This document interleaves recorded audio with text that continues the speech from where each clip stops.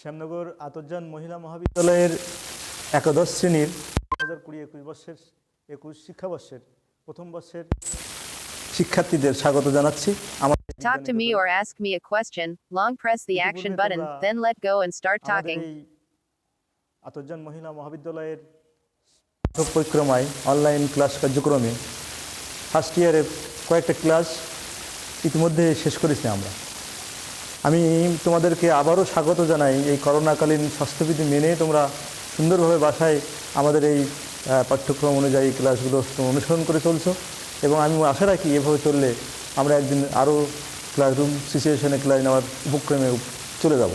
আজকে আমরা তোমাদের যে বিষয় নিয়ে আলাপ করব সেটা হলো, তোমরা ইতিপূর্বে জেনেছো মনোবিজ্ঞান কী, মনোবিজ্ঞানের একটা ঐতিহাসিক পরিক্রমা এবং মনোবিজ্ঞান কি বিজ্ঞান, মনোবিজ্ঞানের বিষয়বস্তু পরিধি। আজকে আমরা আলোচনা করব আসলে মনোবিজ্ঞানের দৃষ্টিভঙ্গি এবং মনোবিজ্ঞানের ব্রাঞ্চ বা শাখাগুলো। মনোবিজ্ঞানের ইতিপূর্বে ক্লাসে তোমাদের ধারণা স্পষ্ট হয়েছে যে মনোবিজ্ঞান হলো এমন একটা বিজ্ঞান যা মানুষের আচরণ এবং মানসিক প্রক্রিয়া নিয়ে কাজ করে।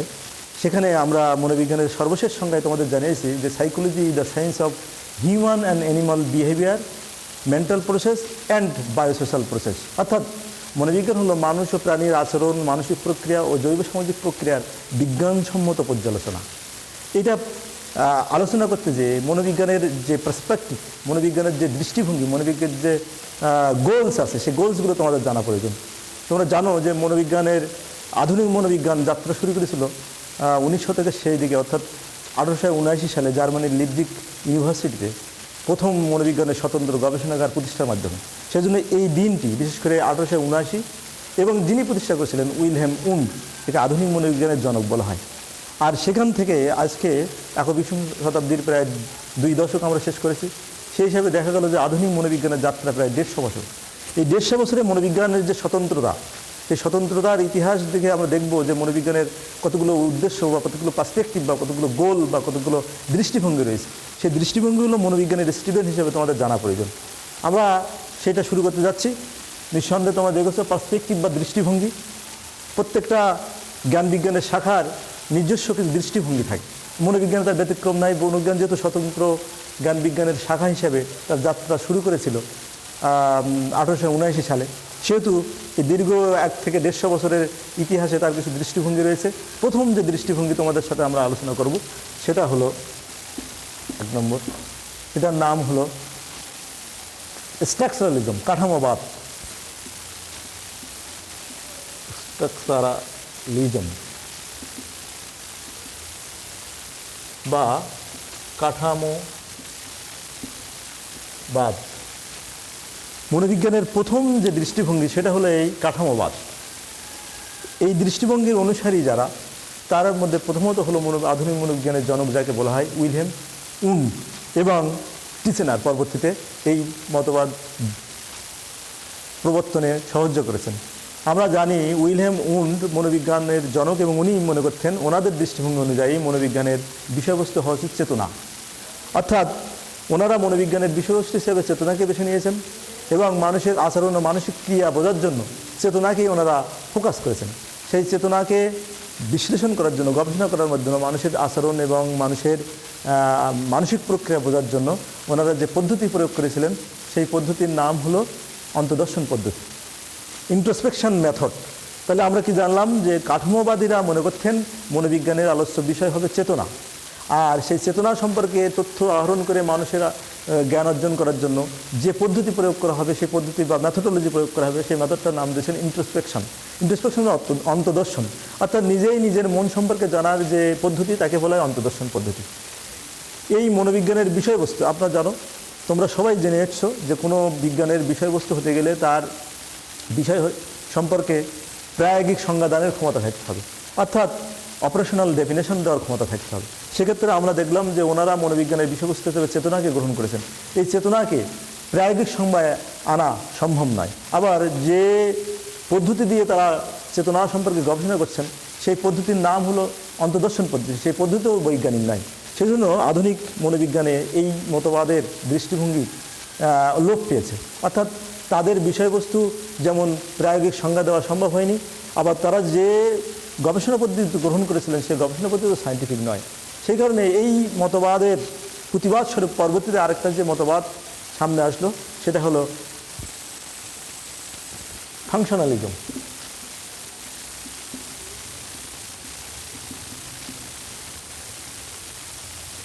ফাংশনালিজম বা ক্রিয়াবাদ। ক্রিয়াবাদ মনোবিজ্ঞানের আরেকটা গুরুত্বপূর্ণ মতবাদের অনুসারীরা হলো এটাকে বলা হচ্ছে ক্রিয়াবাদ। এই বাদটা মূলত কাঠামোবাদের প্রতিবাদ স্বরূপ একটা নতুন দৃষ্টিভঙ্গি মনোবিজ্ঞানের সামনে হাজির হলো। যে দৃষ্টিভঙ্গির প্রথমত যে দৃষ্টিভঙ্গি নিয়ে আলাপ করেছেন যারা, তারা হলেন উইলিয়াম জেমস, আমেরিকান মনোবিজ্ঞানী। তোমরা নিশ্চয়ই পূর্ব ক্লাসে জেনেছো যে মনোবিজ্ঞানের যে স্বতন্ত্র গবেষণাগার প্রতিষ্ঠা করার জন্য আমেরিকাতে একজন মনোবিজ্ঞানী চেষ্টা করেছিলেন 1875 সালে। তার নাম হলো উইলিয়াম জেমস। এই উইলিয়াম জেমস এবং হার্ভে কার, এনারাই হলেন এই ক্রিয়াবাদী দৃষ্টিভঙ্গির অনুসারী।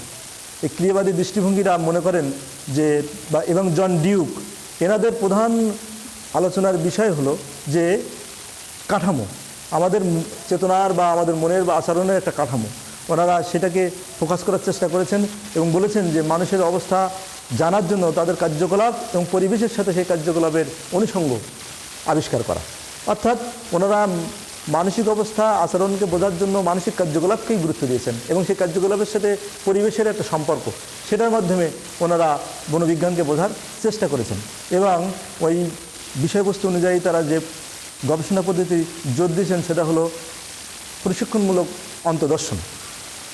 প্রশিক্ষণমূলক অন্তর্দর্শন অর্থাৎ তারাও ইন্ট্রোস্পেকশন এবং টেস্টেড ইন্ট্রোস্পেকশনের কথা বলেছেন, প্রশিক্ষণমূলক অন্তর্দর্শনের কথা বলেছেন। সুতরাং তারা মানসিক কার্যকলাপ মনোবিজ্ঞানের বিষয়বস্তু হিসাবে সামনে এনেছেন এবং সেটার জন্য গবেষণা পদ্ধতি হিসেবে যে পদ্ধতি গ্রহণ করেছেন সেটা হলো পরীক্ষণমূলক অন্তর্দর্শন, সেটাও বৈজ্ঞানিক নয়।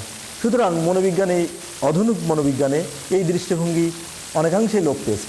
এর পরবর্তীতে এর প্রতিবাদ স্বরূপ মনোবিজ্ঞানে আরেকটা যে দৃষ্টিভঙ্গির আবির্ভাব হলো সেই দৃষ্টিভঙ্গির নাম হলো বিহেভিয়ারিজম বা আচরণবাদী দৃষ্টিভঙ্গি। আচরণবাদী দৃষ্টিভঙ্গি বা বিহেভিয়ারাল পার্সপেক্টিভ।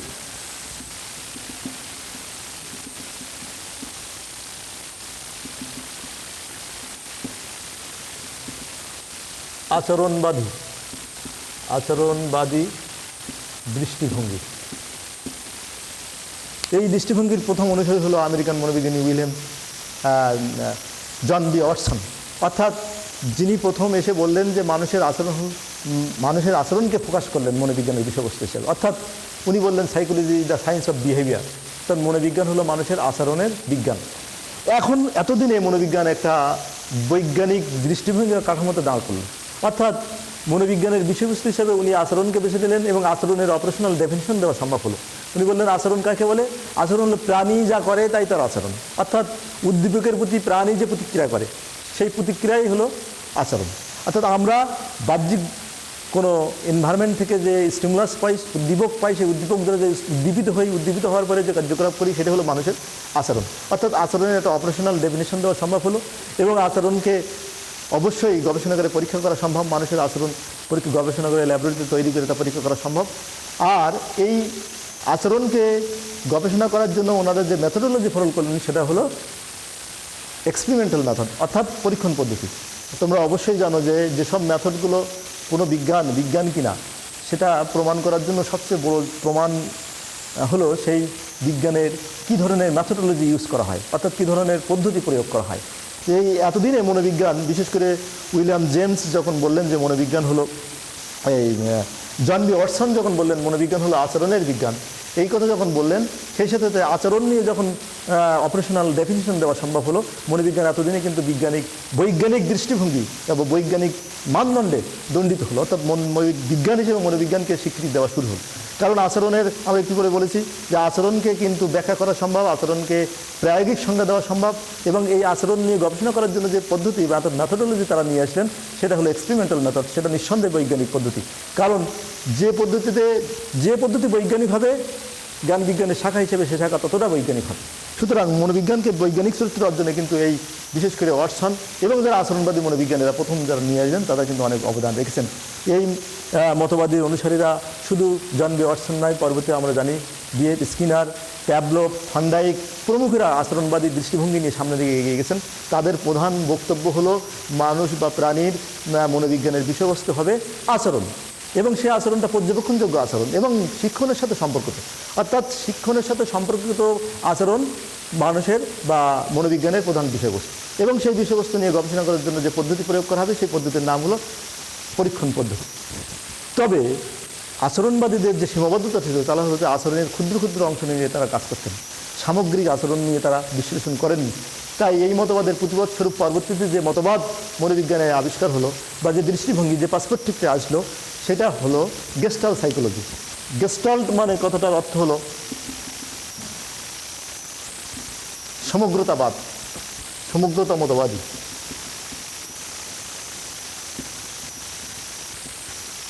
এই যে সমগ্রতা দৃষ্টিভঙ্গি বা সমগ্রতাবাদ, সে কথার অর্থ হলো এনারা মানুষের আচরণকে সার্বিকভাবে প্রত্যক্ষণ করতে অভ্যস্ত।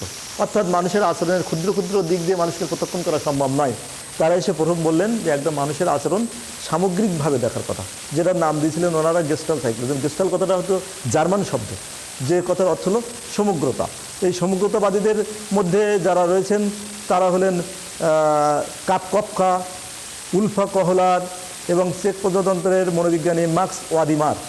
এই তিনজন মূলত সমগ্রতাবাদী। এনারা মানুষের আচরণকে বোঝার জন্য সামগ্রিক আচরণের উপর জোর দিয়েছেন, এবং এটার প্রতিবাদ স্বরূপ পরবর্তীতে যে দৃষ্টিভঙ্গি মনোবিজ্ঞানে আসলো, সেই দৃষ্টিভঙ্গির কারণে এই সামগ্রিকতাবাদী যে সীমাবদ্ধতা রয়েছে সেটা হলো যে অস্বাভাবিক মানুষের, যারা মেন্টালি রিটার্ডেড বা যারা মানসিক ভারসাম্যহীন, তাদের ব্যাখ্যা এখানে নেই। সেই কারণে পরবর্তীতে মনোবিজ্ঞানের প্রসারের ক্ষেত্রে আরেকটা দৃষ্টিভঙ্গির আবির্ভাব হল। সেই দৃষ্টিভঙ্গিকে নাম দেওয়া হয়েছে সাইকোডাইনামিক পার্সপেক্টিভ, অর্থাৎ মনোগতীয় দৃষ্টিভঙ্গি। তোমরা খেয়াল করবে আমরা মূলত তোমাদের যে দৃষ্টিভঙ্গিগুলো পড়াচ্ছি, এখন যে দৃষ্টিভঙ্গিতে আমরা আসলাম সেই দৃষ্টিভঙ্গি কিন্তু খুব গুরুত্বপূর্ণ একটা দৃষ্টিভঙ্গি। সেই দৃষ্টিভঙ্গির নাম আমরা কী দিলাম? সাইকোডাইনামিক পার্সপেক্টিভ, অর্থাৎ মনোগতীয় দৃষ্টিভঙ্গি। মনোগতীয় দৃষ্টিভঙ্গি, এই দৃষ্টিভঙ্গির প্রধান যিনি প্রবক্তা, তিনি অস্ট্রিয়ার ভিয়েনায় জন্মগ্রহণ করেছিলেন, বিখ্যাত প্রখ্যাত মনোবিজ্ঞানী সিগমুন্ড ফ্রয়েড। উনি মূলত মানসিক রোগীদের নিয়ে চিকিৎসা করছেন। এই চিকিৎসা করতে করতে উনি মনোবিজ্ঞানের একটা নতুন মতবাদ আবির্ভাব করেন বা মতবাদের সৃষ্টি করেন। সেই মতবাদটার নাম হলো সাইকোডাইনামিক বা মনোগতীয় দৃষ্টিভঙ্গি। এই দৃষ্টিভঙ্গি নিয়ে যখন সিগমুন্ড ফ্রয়েড আবির্ভূত হলেন, সারা পৃথিবীতে মনোবিজ্ঞানের সমালোচনা আলোচনার ঝড় হয়ে গেল। এখনও পর্যন্ত সারা পৃথিবীতে মনোবিজ্ঞানের ক্লাস হোক, বিজ্ঞানের ক্লাস হোক, কিংবা কোনো কলা অনুষদের ক্লাস হোক, যেখানে যার নাম উচ্চারিত হয় মনোবিজ্ঞান হিসেবে, তিনি হলেন সিগমুন্ড ফ্রয়েড। উনি এসে বললেন যে যেহেতু তিনি চিকিৎসক ছিলেন, মনোচিকিৎসক, পরবর্তীতে মনোচিকিৎসক হয়েছিলেন, উনি একজন নিউরোলজিস্ট ছিলেন, মানুষের মানসিক ভারসাম্যহীনতা নিয়ে কাজ করতেন। এই কাজ করতে যেই যিনি এই আবিষ্কার বা এই তথ্যটা সামনে নিয়ে আসেন, এই তথ্যের মূল কথা হলো আমাদের ভিতরে কিছু মানে অবদমিত কামনা বাসনা, যা অবদমিত থেকে আমাদের বর্তমান আচরণকে প্রভাবিত করে। ভালো করে পরিষ্কার করে তোমাদের সাথে বলি, উনি বলছেন যে মানুষ কিছুটা জন্মের সময় কিছু আদিম সত্তা নিয়ে জন্মগ্রহণ করে। আদিম সত্তাগুলো সবসময় চরিতার্থ করতে চায়, সুখ পরিতৃপ্তি চায়। এই আদিম সত্তার সুখ পরিতৃপ্তি যদি কোনো রকমে পরিতৃপ্তি না পায়, তখন আমরা মানুষ সেগুলো কী করে? অবদমিত করে।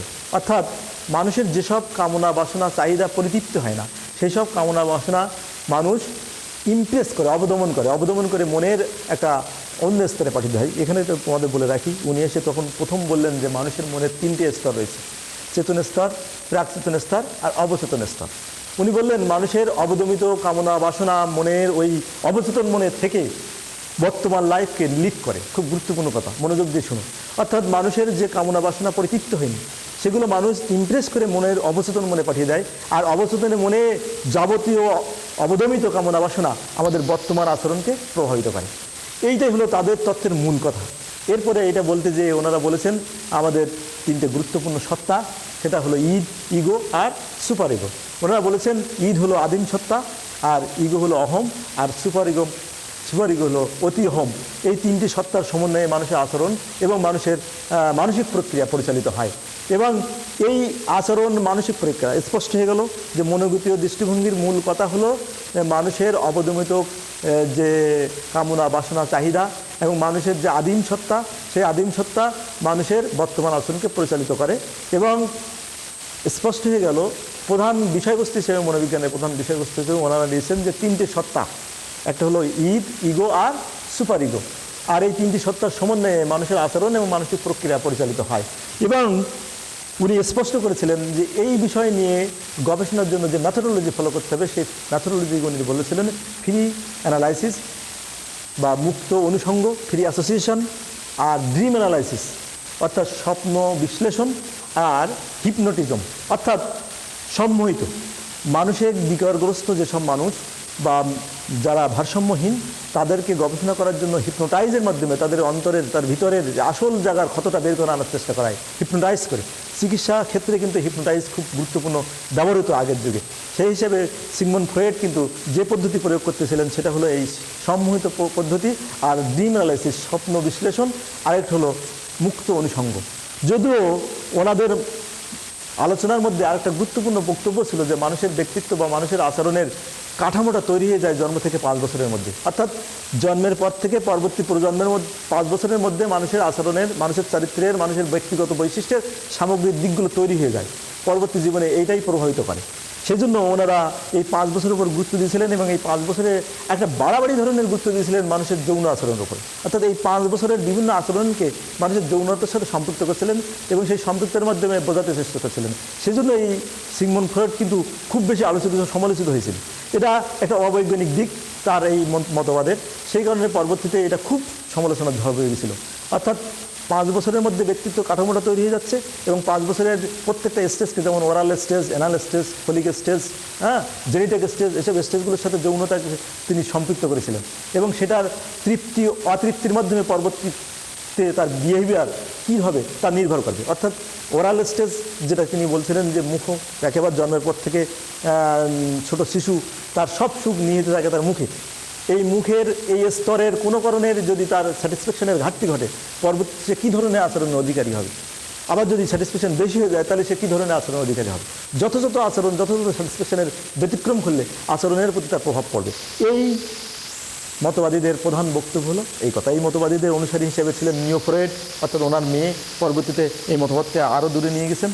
পর্বে এই মতবাদের এই সমালোচনার বা এই যে দিকটার দুর্বলতার কারণে পরবর্তীতে মনোবিজ্ঞানে আরেকটা নতুন দৃষ্টিভঙ্গি আবির্ভূত হয়, সেটা হলো হিউম্যানিস্টিক পার্সপেক্টিভ, অর্থাৎ মানবিক দৃষ্টিভঙ্গি।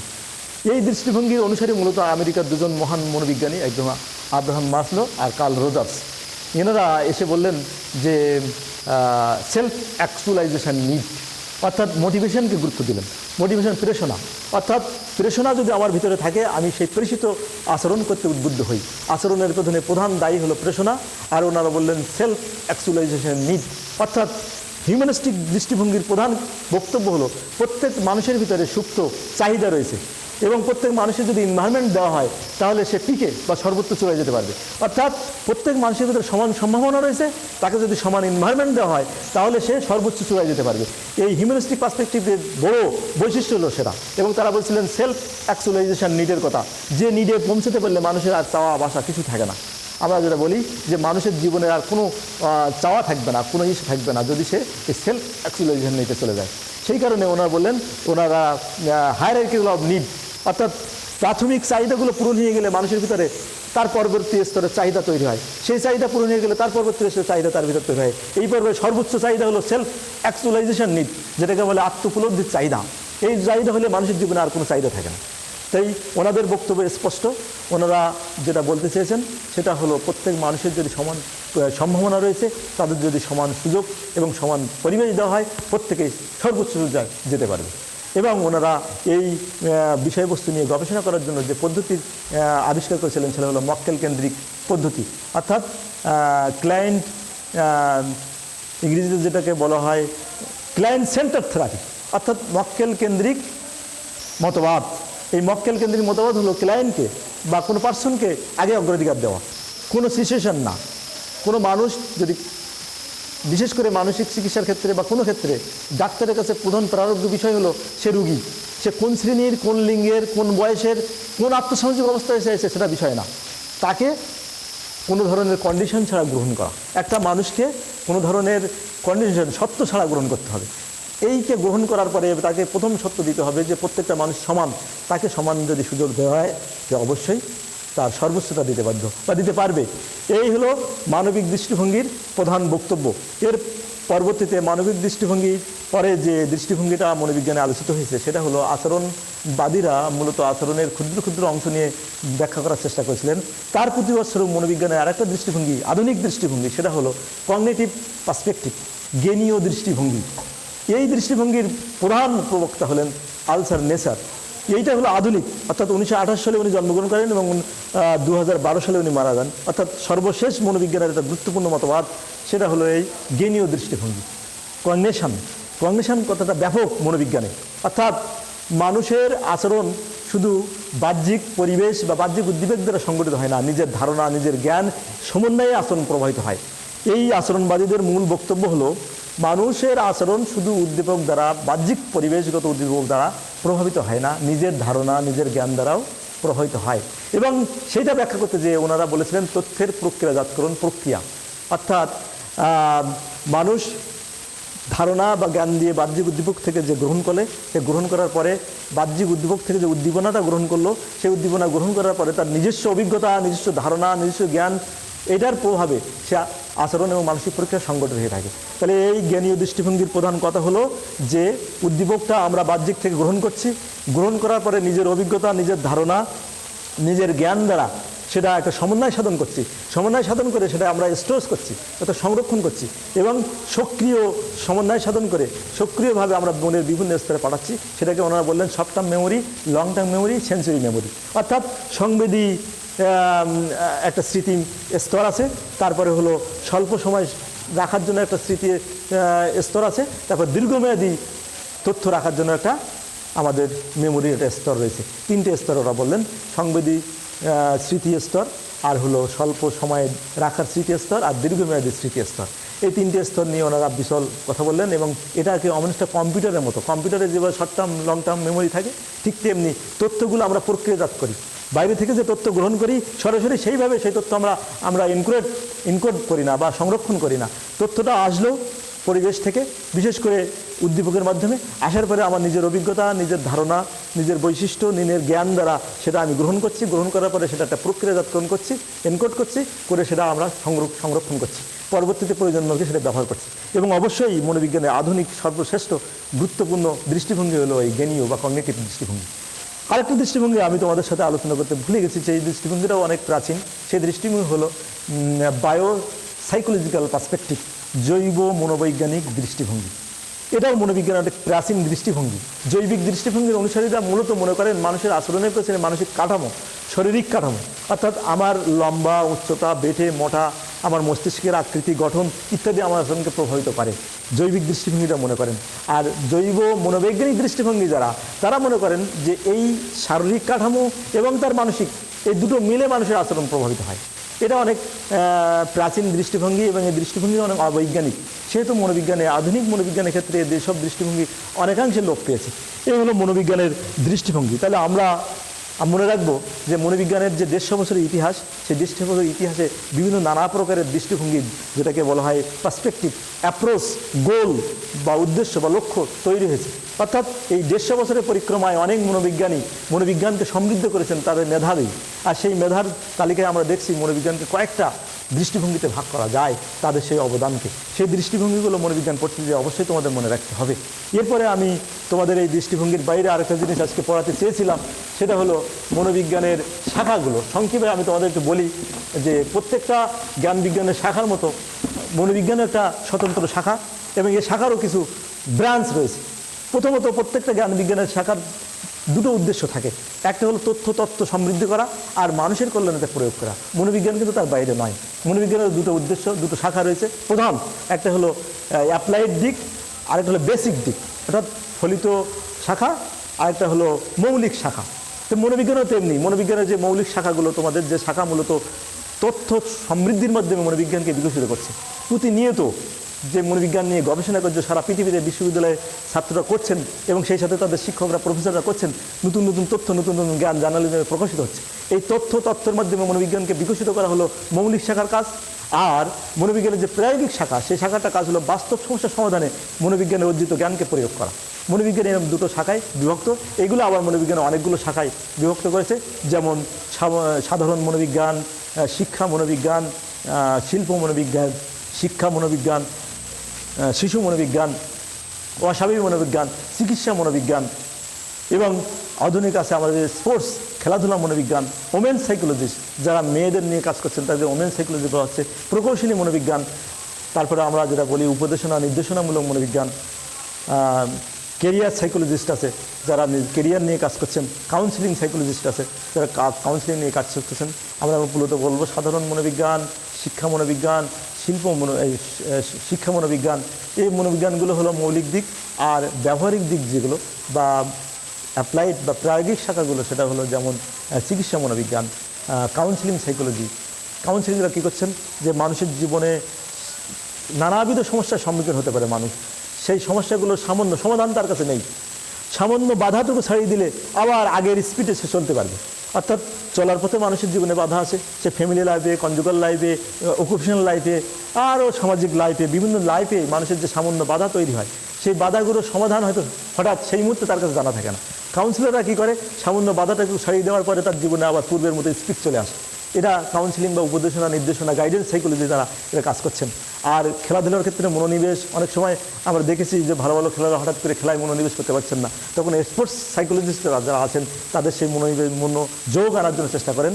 আর আমরা জানি যে শিল্প কারখানা বা শিল্প মনোবিজ্ঞান কী করছেন, শিল্প কারখানায় কীভাবে সঠিক কাজে সঠিক লোককে নিয়োগ দিয়ে সঠিক লোকের জন্য সঠিক মেশিন তৈরি করে উৎপাদনকে সুন্দর করা যায়, অল্প সময়ের মধ্যে ব্যাপক উৎপাদনে সমৃদ্ধি করা যায়, কাজের সিস্টেমে আনা যায়, কোন লক্ষ্যে কোন কাজে দিলে উৎপাদন বৃদ্ধি হবে, অর্থাৎ সঠিক ম্যানকে সঠিক কাজে নিয়োগ করা এবং তাদের কর্মসন্তুষ্টি ইত্যাদি ইত্যাদি নিয়ে উৎপাদনকে বাড়ানোর জন্য শিল্প মনোবিজ্ঞানীরা কাজ করছেন। আবার এডুকেশন সাইকোলজি, এডুকেশনের বিভিন্ন তত্ত্ব, কোন ধরনের এডুকেশন শিশুকালে দিতে হবে, মাধ্যমিক স্তরে দিতে হবে, ওই পরবর্তীতে দিতে হবে, এবং এডুকেশন সিস্টেমটা কেমন হবে, কারিকুলামটা কেমন হবে, ইত্যাদি ইত্যাদি নিয়ে যারা কাজ করছেন তারা হলো এডুকেশন সাইকোলজি। আর চাইল্ড সাইকোলজিরা বিশেষ করে শিশুদের নিয়ে কাজ করছেন, তারা হলো শিশুর বিকাশ, শিশুর খাদ্যাভ্যাস, শিশুর পড়ার মনোযোগ, শিশু সামাজিক আচরণ, নৈতিক আচরণ করবে কীভাবে, অনৈতিক আচরণ ইত্যাদি নিয়ে যারা কাজ করছেন সেটা হলো শিশু মনোবিজ্ঞান। আরেকটা গুরুত্বপূর্ণ মনোবিজ্ঞান আছে যে মনোবিজ্ঞানের শাখা, সেটাকে আমরা বলি বিকাশ মনোবিজ্ঞান। এটা খুব গুরুত্বপূর্ণ শাখা। একেবারে জন্মের শুরু থেকে অর্থাৎ মাতৃগর্ভে ভ্রূণ থেকে শুরু করে মৃত্যু পর্যন্ত মানুষের বিকাশ নিয়ে যে মনোবিজ্ঞান আলোচনা করে সেটাকে বলা হয় বিকাশ মনোবিজ্ঞান। এই মনোবিজ্ঞানের অধীনে তোমরা জানতে পারবে আমরা কীভাবে মায়ের গর্ভে প্রতিটা স্টেপে জন্মগ্রহণ করে মায়ের গর্ভে বৃদ্ধি পেয়েছি, এবং সেই বৃদ্ধির ক্ষেত্রে মায়ের এনভায়রনমেন্ট, মায়ের কর্মপরিবেশ, মায়ের মানসিক অবস্থা কীভাবে তোমাদের আচরণকে প্রভাবিত করে, এবং পরবর্তীতে প্রত্যেকটা স্টেজ, শৈশবকাল, কৈশোরকাল, বয়সন্ধিকাল, বিবাহ এবং মৃত্যু, প্রত্যেকটা কালের যে আচরণগুলো সেগুলো কিভাবে মানুষের সংগঠিত হয়, এবং এই মনোবিজ্ঞানের তো সার্বিক উদ্দেশ্য তাই মানুষের আচরণের একটা প্যাটার্ন এবং সেই আচরণ সম্পর্কে পূর্বানুমান করা, এই শাখাগুলো থেকে তোমরা জানতে পারবে। ধন্যবাদ। আমি আশা রাখি তোমরা করোনাকালীন সুস্থ থাকবে এবং স্বাস্থ্যবিধি মেনে চলবে এবং এই বিষয়গুলো তোমরা জেনে পড়ার চেষ্টা করবে, পাঠ্য বই পড়ার চেষ্টা করবে। ধন্যবাদ তোমাদের।